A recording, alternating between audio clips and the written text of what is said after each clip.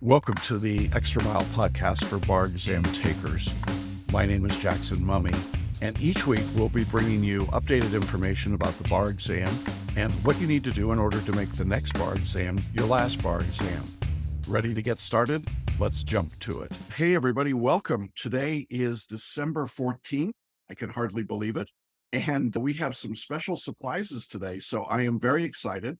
June is not with us today. She's actually doing some Christmas work, but we will have her back. But I'm so excited. I don't even know how to explain this. We have with us today two of our awesome group coaches, and we've got some exciting news. Amanda Wright is with us. Hi, Amanda. Hi, everyone. This is really cool to have you here. We're glad to see you. You're calling in from what I assume is snowy Massachusetts, right? Yeah, we got a little bit of snow on the ground here. Yeah, there you go. Excited to have you here. We're going to have lots to talk about. And we have Briana Belusik here from warmer Texas. Hi, Briana. How are you? Hey, Jackson, I'm doing good. How about yourself? Good. This is so exciting. Just before we went live, I realized that Briana and Amanda probably never get to see each other. This is a cool opportunity to have you both here. And this is going to be part of our new structure for these Q&A webinars. I know that many of you get really tired of hearing me talk all the time. So I enlisted Amanda and Briana to join me as co-hosts along with June for these weekly webinars. And sometimes we'll get both of them here, sometimes maybe just one of them, because they're both very busy. And we very much appreciate you taking time out of your lunch hours, probably from your actual legal jobs. Now, for those of you that don't know, Amanda and Briana both are former students who passed their bar exams, the UBE for both of them. And they both have really exciting group coaching calls. If you haven't been on their calls, you should definitely do it. The next just general announcement is that we're going to take off next week in terms of this Q&A webinar, and we'll be back on January 4th, again at 2 p.m. Eastern, January 4th. And hopefully June will be here, and Amanda and Briana and me.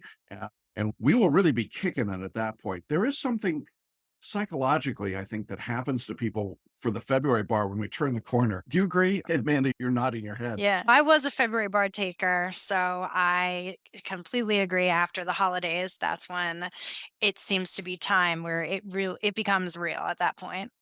Yeah, it gets very real to people, and then they start freaking out. We would like you to not freak out. We'd like you to just stay calm and relax, but we know that's the big deal. So starting in January, we'll be back in for these webinars pretty much on a weekly basis. Set your schedule for January 4th to join us there, and we will update you on everything that's going on. All right, I have one huge announcement. Besides the fact that Briana and Amanda are here with me on these webinars, part of the reason that we've asked them to join us on the webinar is because we're expanding their role within Celebration Bar Review. I think that many of you may know that Megan has stepped away from bar prep for a while, and we miss her greatly. But Megan did a lot of coaching to help our students. And we want to make sure that we continue to offer an opportunity, at least to have a choice about mentors. And I didn't have to push or twist their arms too hard, but both Amanda and Briana have agreed to take on for our UBE students. Now, this is significant. Both of them have taken and passed the UBE.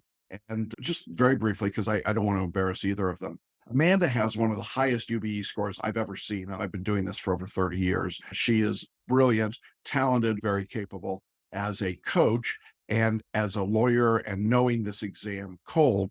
And she's agreed to take on some of the UBE coaching. That's going to be an option for those of you that want it. And Briana took the UBE as well with a chaotic life, I think is a good way to put it. And that's part of the reason that she does the time management coaching. We're going to talk about that as well. But she also did incredibly well on the exam, is a very talented teacher, understands this stuff. I had the pleasure of coaching both of them when they were students. And I can tell you, I've looked at their work. It's good. They know how to write essays, they know how to write performance tests, and they know how to teach it. And so what we've done, if you're a UBE student, you will see in your online course now in the Upgrade Center an option to choose 10 coaching calls with either Briana or Amanda. And I'll explain why in a minute, why we're giving you a choice. But you'll be able to do 10 calls with them for the same price that you would have done 8 calls with me. So I'm still available to do UBE coaching, but you get the bonus of 2 calls and you get a little different perspective. And you could pay for this monthly, or you can pay in a single discounted course price. So For UBE students, this is like awesome news. And I'm very excited. Now, I know that California, Florida, Georgia people are going, oh, what about us? For right now, you get me. That's the answer. But you get more of me because I don't do quite as much UBE now. I think this is a good time maybe just to ask each of you philosophically what your thought is as you jump into this realm. Brianna, what does this feel like for you to be doing some of this? I think that it's obvious to everybody how passionate I am about the VR program and having gone through it myself and being successful. And I relate to so many of our students on so many different levels, not just the chaotic lifestyle, but also coming from failing the exam to passing the exam and really falling into the CBR program.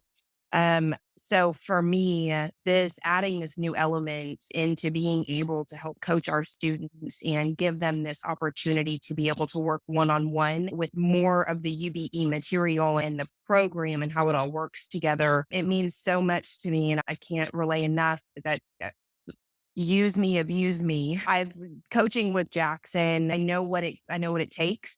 I know I will give you your tough love, but I'll also give you a lot of constructive criticism that's going to help you gain those extra points moving into the February exam, July exam, etc. Yeah, and I listen, you will love working with Brianna. I mean, she's awesome. Amanda, for you, you had a crazy busy life going on as you studied for the bar and we worked together. What's this going to be like for you to be on the other side of the monitor now? Oh, I couldn't agree more in that. I think it's really obvious my passion for CBR, and I'm always singing all yours praises and continually blown away by the students in this program that I've gotten to know through group coaching. So I am equally just as excited to work one on one with students, delve in deeper with the material. And Jackson, what you said earlier in terms of what the course offers, I just think we're one of the few courses where you can get that one-on-one attention, and then we get the opportunity as coaches to work with students one-on-one and see them grow. And I too relate to students on many different levels that are in this course now, that have been in this course, and so I am just thrilled to be offered the opportunity and help people get to the other side. I think one of the things I said in my coaching calls that I attended leading up was, I hope to be on the other side of this as a lawyer in Massachusetts to address some of the inequities that exist in the bar. And now I feel like I get an opportunity to do that. So I'm thrilled to be living my why also. Yeah, and that I'm glad you raised that point because I know that Brianna has felt the same way, and that's really essential and fundamental to our belief system here in this company that we're trying to bring underrepresented voices to the bar. And the success stories that you two have had, Brianna, you just got named partner in your firm, and Amanda's doing unbelievable stuff, teaching and working and being licensed now or about to be licensed in 3 states. When you see the quality of our students when they become members of the bar, you begin to realize how important it is to give people this chance. And so I'm thrilled that we get to do this now and really make it even more affordable for people and then give them some availability and some time availability. So, one of the reasons I asked both Amanda and Brianna to take on this role is that we felt like as we've grown, obviously nationally, it gets more challenging from a timing perspective. And Amanda's on the East Coast, and you may very well, if you're thinking about enrolling, Amanda might be a great choice for you if you're on the East Coast. Brianna's in the Midwest. Texas is in the Midwest. I don't even know what Texas is. It's like its own special world, but it's in the central time zone. And so that may be easier for some people there. And I'm now headquartered in Denver. And so I'm in the mountain and covering Pacific time zone. So I think we've got the country reasonably well covered here. The way that this works is when you go to order, and you'll see that link in your course, you will have the option to choose to work with Amanda or Brianna and or me, and then you can pick up from there. Again, the bonus is you get 2 extra calls, half-hour calls, if you're working with Amanda or Brianna. Now, I will also be checking in on their calls. We record them. I'll be working with them. So there's not going to be any drop off at all. I can assure you, these are 2 extremely talented coaches and teachers, and I am just thrilled to have you guys here. So thank you. And I think people get a sense of that as we go through and do these podcasts as well. And again, if you've been on the group coaching calls, it may be that you've been doing Amanda's call and you live in California. You want to work with Amanda, that's great. There's no restriction there at all. So we've got that going on. So that's one big piece of this. We have another thing that we are doing, You may remember that we've got an offering called the Personal Writing Workshop. This is a couple of calls to talk about the mechanics and the writing. I'm continuing to offer that myself, but I twisted Briana's arm to also pick up the Personal Writing Workshop.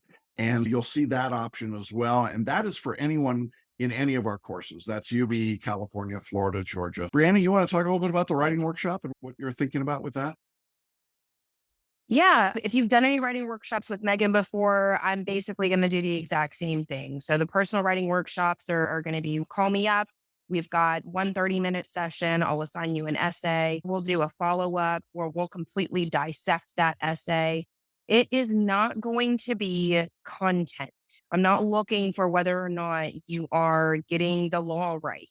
I'm going to be assisting you in working on that structure, the FLA format, the FLA structure, making sure we're getting in our facts and our law and our analysis. And do we have those four sentences in that second paragraph? And making sure that we hone in on the structure of your writing. So when you go into the bar exam, it becomes second nature.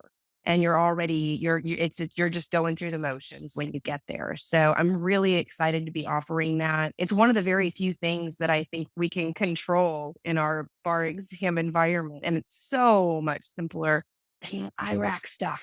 I'm really excited to be offering it. I think that the most bang for your buck with just a quick 1 hour session with me, being able to dissect that and work one-on-one with you guys is going to be invaluable. Yeah. We're excited about that. And if we can wrestle the time out of Amanda's schedule, we're going to ask her to do that too. But it's like, where do you find the time to do this? So we're working on it. But I'm really excited that this is an offering that we've got for you as well. And I think it'll be very helpful for people. Lots going on, a lot of expansion here. This is really a function of the fact that Celebration has grown dramatically in the number of students and the reach that we've got. And so I'm really thrilled to be able to pass this on to another generation of talented teachers and cohorts. Great. Thank you so much. We're excited about that. The last thing administratively that I'll say just generally is June wanted me to remind everybody that between the week of Christmas and New Year's, we do our coaching mentoring to talk about your writing work, but we will not be doing group coaching calls that 1 week. So just everybody know that it's when we turn the corner, when it becomes January, then all the stops come out and we go full blast for everybody. So take advantage of this time between now and January 1st. I know it's crazy with the holidays and everything else, but truly for all of us, we're much quieter right now than we're going to be January 2nd. So this is a good opportunity to jump in there. All right. With all of that, it's a lot. We've gotten some questions from students about studying, and I thought I'd go through some of those and then ask our guest hosts here to jump in as well. Some of these are fairly administrative, but some I think pretty deep. So let me jump into some of the administrative work first. The first administrative question we get a lot at this point is, what's the process if I'm sending work into conference with Jackson or with Amanda or Briana? And I want to just walk you through that. Essentially, what we need you to do is to send the work to us first. Sometimes people like to schedule an appointment and then they send the work. That doesn't happen. That's not good. We need the work in front of us. We need to actually be able to read it and think about what we're going to talk about. And we also know that often you can schedule an appointment and then forget to send the work, or you forget you scheduled the appointment because you didn't do the work. And that's a long period of time. And we really don't want to do that. We need to make sure that these spots are being utilized effectively. So the process is you write the assigned piece of work, depending on the course that you're in, essay or performance test. You email that in to your mentor. So you'd email it to me or to Amanda or Briana, and they will have their email addresses available for you. Then schedule your conference. Now, I need to point out that each of us have our own separate calendars and our own separate links. So if you want to talk to Amanda, you can't put in my Calendly link. It won't work. So that's part of it. And you will get the link. You will see that link in your course, and you'll get an email from us with the link for your coach. If you ever get stuck or can't figure it out, just send an email to June and she will get you to the right person. One other point. Sometimes as we get around the January 1 mark, people start to freak out. And so they want to schedule 4 or 5 conferences, and they just try to schedule them out over a long period of time before they've done the work and just lined up, here's a set of appointment dates. That doesn't work either, and we'll cancel those subsequent calls. And the reason for that is not to be punitive. The reason is we want to have you write, get the feedback, and then take the feedback and go to the next call and apply it there. Amanda, you have any thoughts about that? I know that you've been on the other side, not failing to do the process, but what it's like to write and get the feedback.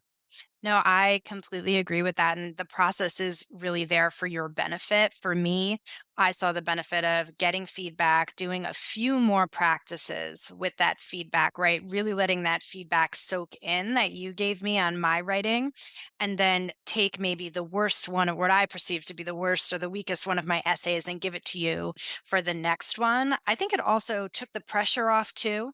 I didn't have these pre-scheduled calls with you. I could do them when I felt like I was ready and where I'd had enough practice actually integrating what I learned in our sessions together. So that's my support for that process.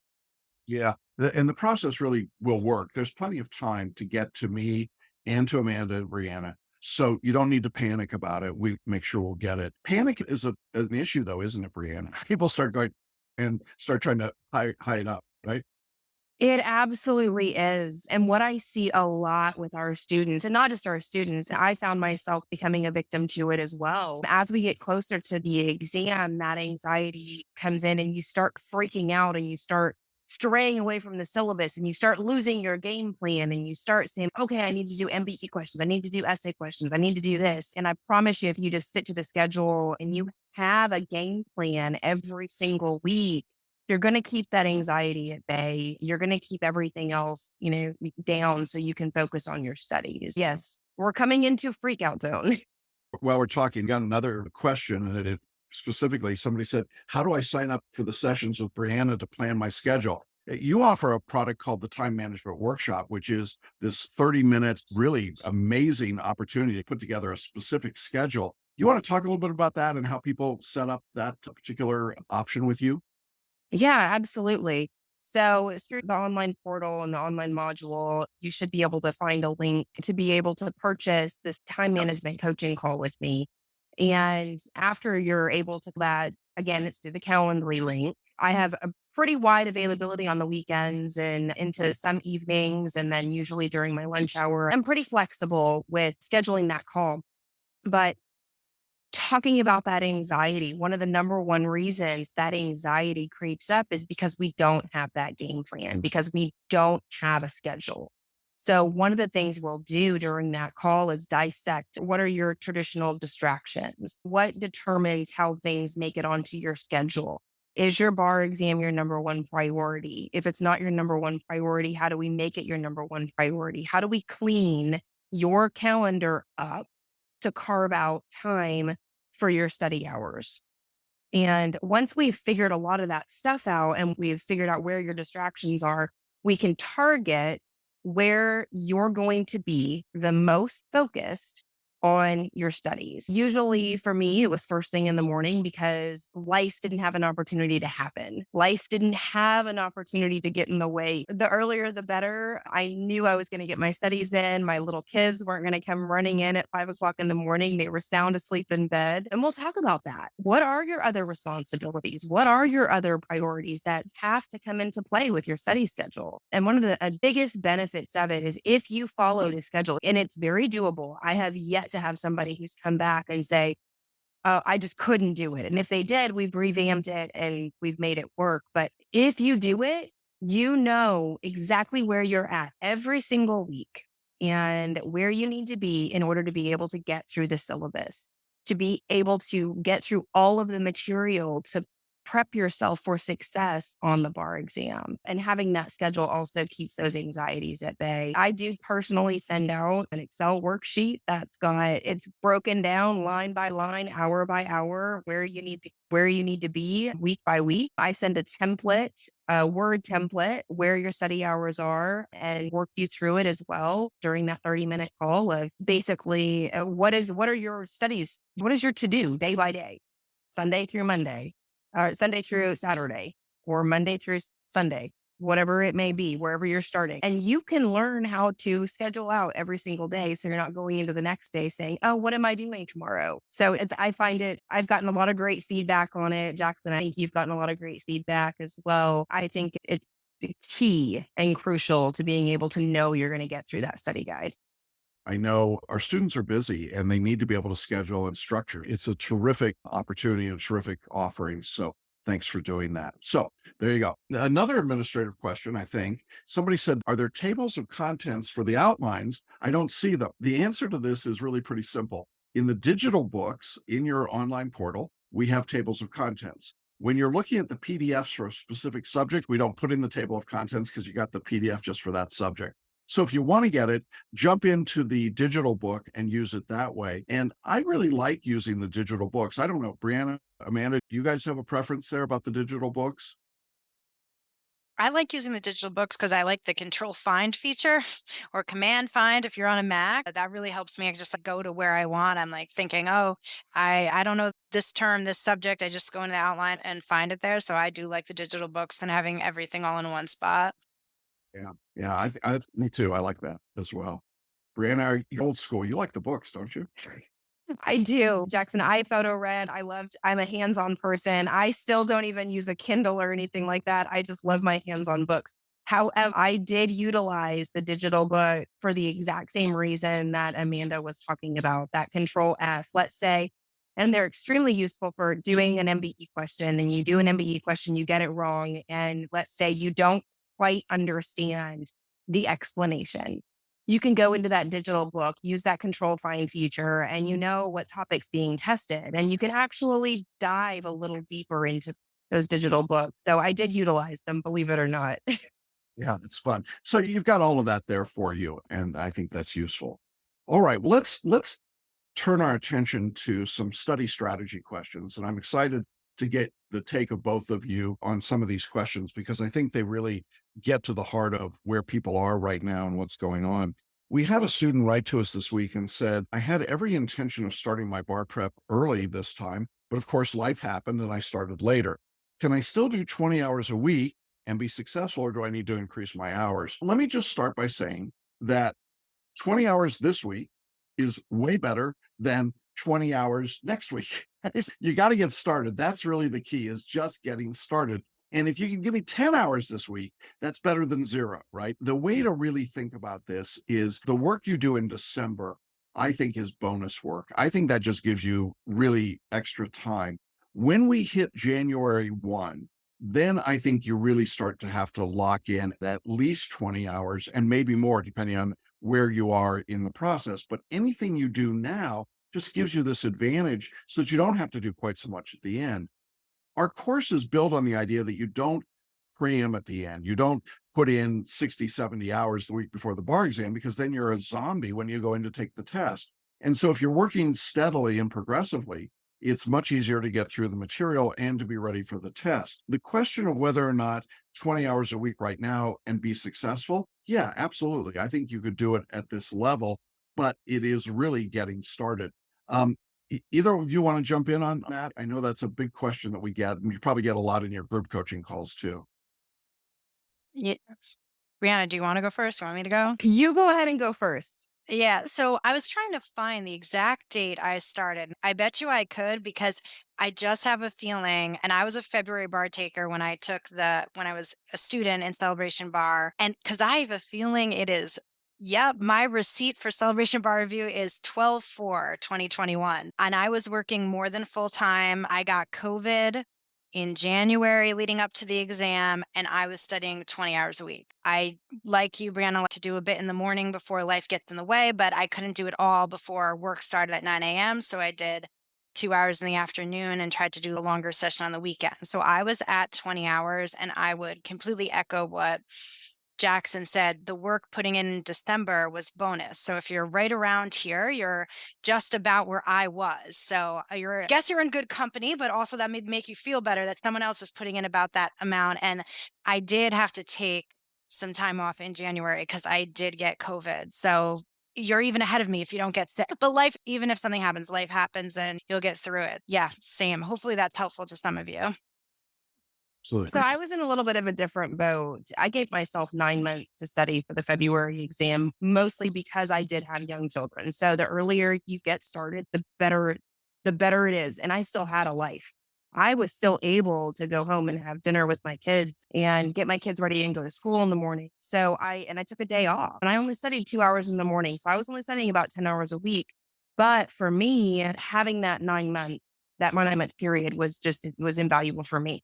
So one of my favorite proverbs, though, the best time to plant a tree is 20 years ago. The next best time is today, right now. I can't agree more with what everyone is stressing with. The most important part is to just get going and get started. I will say, I'm going to give you a little different perspective than the 20 hours a week. If you were to jump on my time management coaching call right now, I'm going to give you probably a 35 to 40-hour work week. But the reason I do that, and this might give you a little peace of mind, the reason I do that is because life does happen.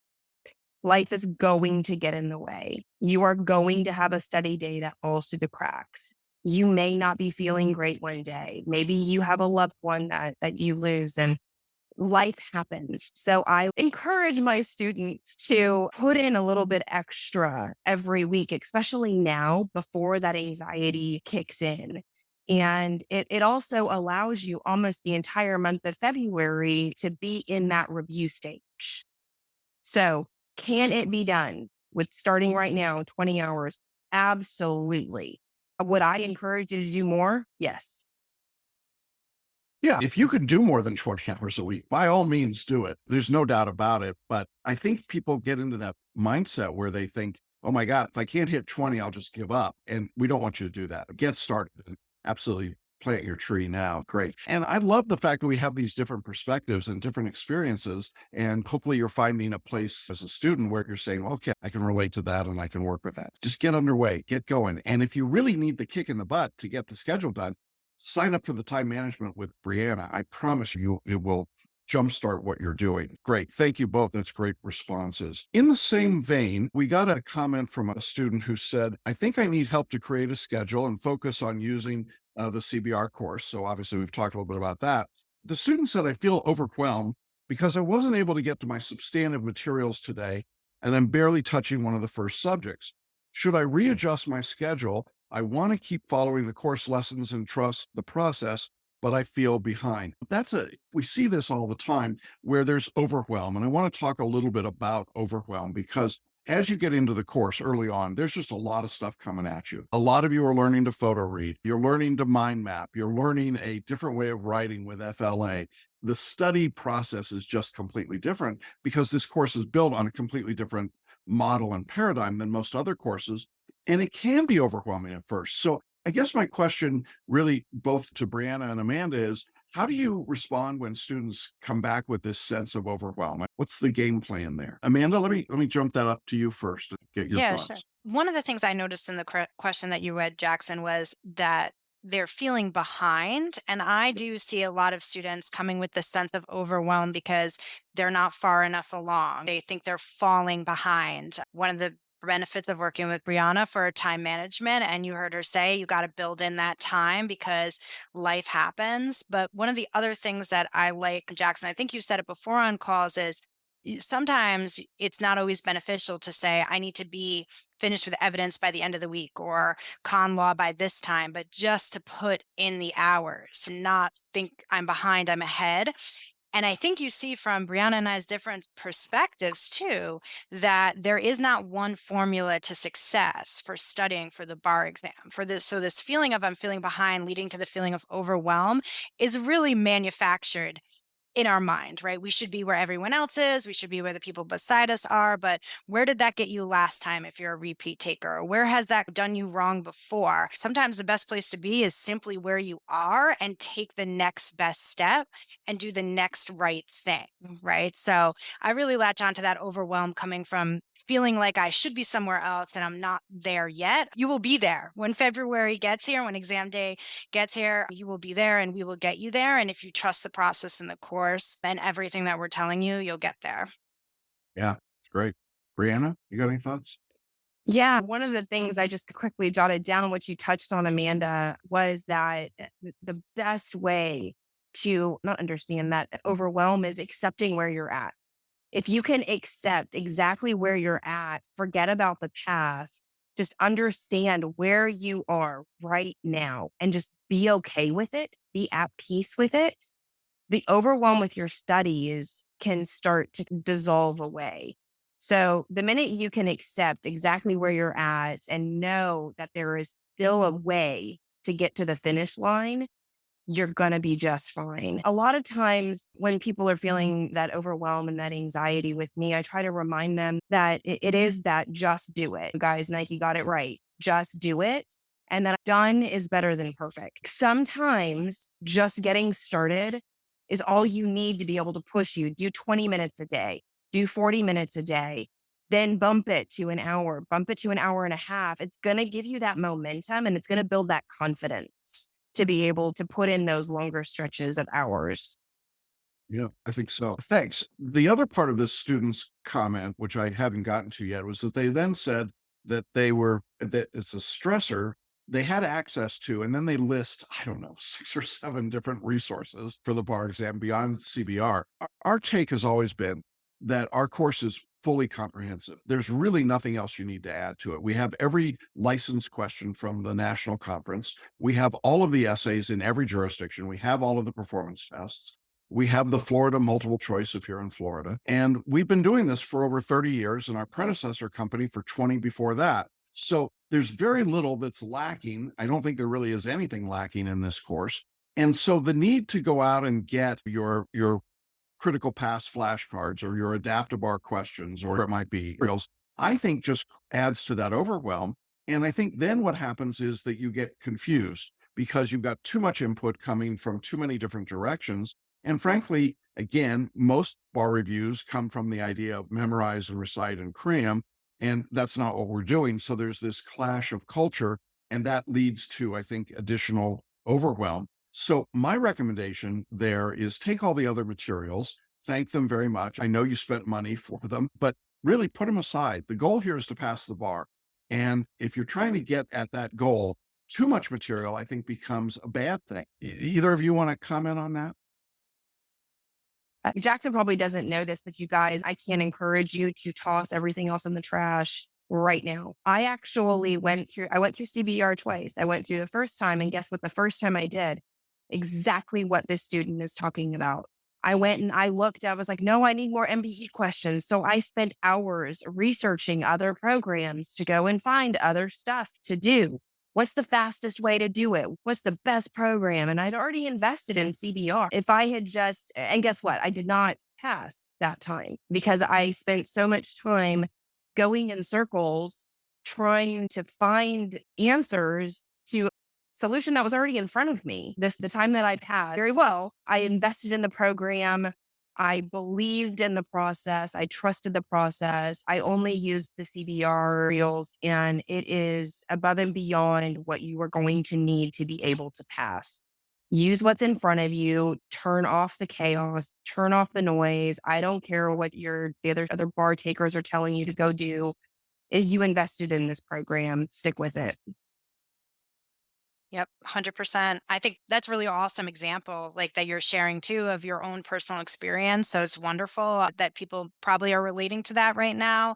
And I would say the same, toss everything else aside. It's really just a distraction and just noise, chasing shiny objects. And probably, I think if you look within yourself, you're probably distracting yourself from doing the work. I need this. I need to get this extra thing, look this extra place. There is no secret handshake. There is no secret code. Like, it's not like you do this one thing, you're going to pass. And I got through all of CBR, of course, and I still don't think I know all the content, right? There's too much content for any one person to know, except maybe Jackson. So it's more than you need to pass the exam because you just don't need to know all of it to pass. Like, you just need to know enough to pass. So the other stuff is really extraneous. Yeah. And by the way, folks, that's coming from somebody who knocked the score so far out of the ballpark that it's just staggering. I think both of those examples are really helpful. And I know we hear this all the time that students are just trying to grab everything they can. And we understand why they do it. And it's not that we're trying to keep it all for ourselves. Clearly, it's just that our goal is for you to pass. And the more stuff you've got, it's counterintuitive, but the more you got, the less likely you are to succeed. And I think there's a lot of truth that sometimes that's just a friendly distraction from doing the work you really have to do. And so then you go down the rabbit hole with that stuff. Stay the course, do what we're asking you to do. There's plenty here, and you should be fine. Okay, I saved this question for near the end because I really thought this was a terrific question. And I thought, geez, I got Amanda and Briana here. This is going to be great to get their take on this. This student wrote to me and said, I am having so much anxiety when I practice performance exams. Now, performance exams are part of the Georgia, California, and UBE. If you're a Florida bar taker, you could just translate this to doing Florida multiple choice. But there is this anxiety question. And the student said, is there anything I can do in addition to just grinding through it? I feel like I have less anxiety around subject essays because I feel like I have some understanding of the material, but my brain goes into overload every time I do a practice performance test. It freezes and makes me think it's very difficult. And I come away from it feeling very discouraged. First of all, I just want to say that when I get this kind of an email, I am very appreciative that a student is being that candid and open and honest with me because I don't need to hear all the good stuff and the yay stuff. I mean, it's nice, but these are the ones that I think really in some ways matter the most. And I understand this sense of frustration and despair that can come over you for any part of the test. For some people, it is essays, and for some, it's MBEs. For this particular student, it's performance tests. And so I want to talk on two different levels. I certainly want to talk about what to do with performance tests, but I also want to talk about whenever this feeling of discouragement hits you and despair hits you for doing part of the exam. One of the things that is weird about this test is that to the bar taker, it feels like the test is right now, like it's just going to happen tomorrow. And the problem is that your skills aren't developed yet to take the test tomorrow. For most of you, if you had to take the bar exam tomorrow, you probably wouldn't pass. That's just the reality. And yet it feels like you should be able to. And so we have these high expectations of ourselves. We have this high belief that we should be competent right away at doing these things, even when they are brand new to us. It's been my experience that most law students don't get much experience in what would be a performance test kind of setting. And so as a result, it's really new to them and they haven't had to do it. Now, if you've been in practice for a few years, you should be more comfortable, but I've had plenty of lawyers in practice tell me the performance exams terrified them because of the timing. But I think the starting point for this is that when you're feeling that discouragement, you've really got to take a step back and look at this as a process. You're learning, and the only way to learn is to stumble a little bit and to work through it and not give up on it. If you give up on any part of the exam today, that's disastrous. You've got plenty of time to improve and get better. If your performance test anxiety, if that's your problem, one of the things that we're going to recommend is that you do a performance test every week between now and the exam. Why? I want to desensitize you to it. I want to get you away from being afraid of that particular part of the exam. If you're having trouble with multiple choice, I'd say the same thing. It's doing practice multiple choice, or for essays, again, the same thing. But you don't want to run away from it. You want to lean into it. And I think that this student that was writing to me and I'm coaching, I think that they are beginning to discover that leaning into it is still better than running away from it, even when it feels bad and discouraged. And you're just like, what do I do with this? That's my general sense of how to deal with this part of the question. I'll circle back around here at the end, but I want to get Briana, we'll start with you, maybe your take on performance tests specifically, because you had to do them. You had to write them, you had to get through them. And I'm sure you can relate in some ways to what this student was feeling. Yeah, Jackson, I feel like I probably could have wrote this email to you myself. I struggled a lot with the MPTs personally as well. Couldn't find an organizational strategy. I remember submitting a couple of MPTs to Jackson, and his comment to me was like, know that you know what you're talking about, but you're just all over the place. I had to do extra MPTs, and I know that they're overwhelming or can be overwhelming because they do take an hour and a half out of your time. And unfortunately, yes, part of getting comfortable with it is grinding in and just doing the work. One of the things that was enormously beneficial for me, and this is just an outside pointer that you could try, I went through and I picked some of the persuasive, what's the one we get on all of them? The Well, persuasive. the objective legal, is that what you're talking about? Yes. So the objective legal, I tried to go in and pick a lot of those so I could focus on one type of MPT just to find my groove. So I'd go in and I picked a couple of those and I literally I read it. I read the library, I read the entire question, the entire content, and then I read the model answer. And I did that for at least 3 of them. and jotted down notes and trying to understand my structure, trying to understand what would be considered a model answer for that. It helped me kind of restructure the MPTs in my brain a little bit. Then I found that there was a consistent pattern in every single one of those MPTs. And I kid you not, you guys, like I went in and I wrote one. I wrote one. It was significantly better than the one that I turned to Jackson. I wrote another one. It was significantly better than the one prior. And then finally, that third one I did, I had honed in on my skills enough that felt like I was a brand new writer. It was so I encourage you, if it feels right to you, go in and read some of those MPTs, read the model answers, get comfortable with it before you dive into your next MPT, if that feels right for you. Yeah, that's great advice. Amanda, how did you deal with NPTs? Equally, I feel like I probably could have written this at some point in my study as well. I think I don't like the long length of them. Brianna said I got to sit down here for an hour and a half, hour and 45 minutes and get myself psyched up to take this. And you do have to, again, just do it. One of the pieces of advice I think that helped me with MPT, and this might be a bit specific to UBE, but I think you could take some nuggets away from it, is I remember you telling me, Jackson, you don't have to be that far ahead of the pack in the MPT. So instead of trying to like put all this effort into the MPT, like just glide through it, do the best you can with it.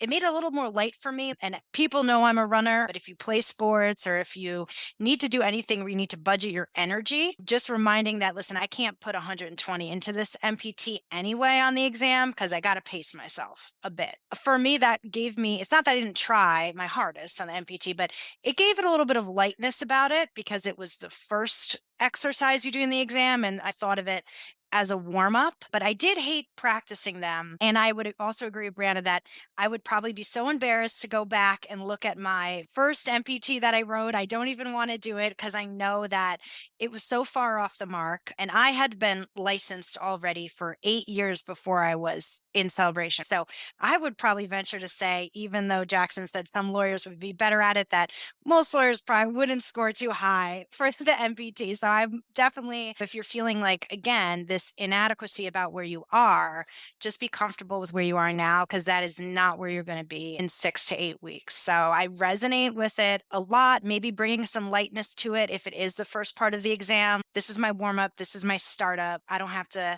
grind through it. I can just glide through it.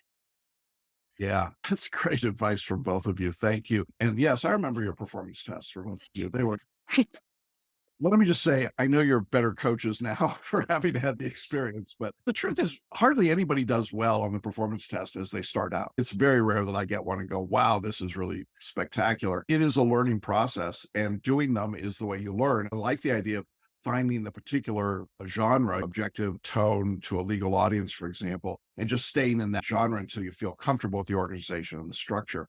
I'd also say that if you go back and listen to my lectures on the performance tests and the way to break them down, that structure really works well. It just takes a little getting used to because it's different in that I'm having you create the framework and then drop the facts in and start to write. And ultimately, if you're having problems with performance tests, I strongly encourage you to get into the coaching aspects of the course, whether it's with me or Amanda or Brianna. There's nothing that beats getting the feedback on your work and getting some one-on-one assistance. It's much better than trying to tough this out on your own if you're struggling with it. Hope that's helpful. I know that this particular student who is in the coaching, I think that's one of the things that's helping them. Great question. And I imagine it's a question that a lot of people are going through. Appreciate that. We've just got a couple minutes left. We've got one last question that I wanted to address very quickly. Somebody was asking about mind mapping for MBE questions. This is a really important tool, I think. As you answer an MBE question, what you want to do is go to the answer explanation, get the principle of law that controls that answer, and then go to your mind map for that subject to make sure that principle shows up somewhere in your mind map. That's my quick answer to how to do that. Brianna, do you have anything to add to that about mind mapping? Yeah, just a quick brief note on it. The one thing I do see a lot of students trying to do with their mind maps is make it a story. and they use too many words and they try to make it too elaborative. Like Jackson said, you've got to hone in on the exact topic that's being tested and make it as succinct as possible and narrow that down. So you've got your light bulb word, your buzzword, so to speak. That's what's going to go onto that mind map. Good. That's good advice. Amanda, anything else about mind mapping? No, same. Yeah, keep it short. I use some pictures, draw some pictures if that helps you. Yeah. But mind map, right? Yes, Always, but do it. but do it. Well, it's been great. Thank you. This is exciting. I'm looking forward to doing this on a regular basis. It's great to get the input. These two experts have really learned how to do this. If you haven't been on their group coaching calls, get on those calls. You'll get all kinds of nuggets like these. And then really encourage you, if you're a UBE student, to sign up for coaching with Amanda or Briana. I think you'll love that. And of course, the personal writing workshop that we've got available now, and the time management workshops. So there's a lot of things there for you to check out. I hope everybody has a wonderful holiday season. I know that it can be stressful to study with the holidays. As I often say, please do not bring your bar review materials to the Christmas dinner table. You will make everyone very unhappy with you and you won't get any studying done. So, you can find a way to segment and get all that done. We'll see you on the other side on January 4th. Amanda, thank you very much for being here. Hope this was fun for you. Yes, thank you. Thank you, everyone, for having me. And Jackson and Brianna, thank you. Yeah. And Brianna, great to see you as always. Oh, you as well too, Jackson. Couldn't be more thrilled to be a part of the team. It's just such a pleasure working with you and Amanda and all of our students. Great. Listen, everybody, have a great week. Have a great holiday. We'll be back in January and whoop, here we go. All right, everybody, take care. Have a great day. Bye bye. Bye. Bye.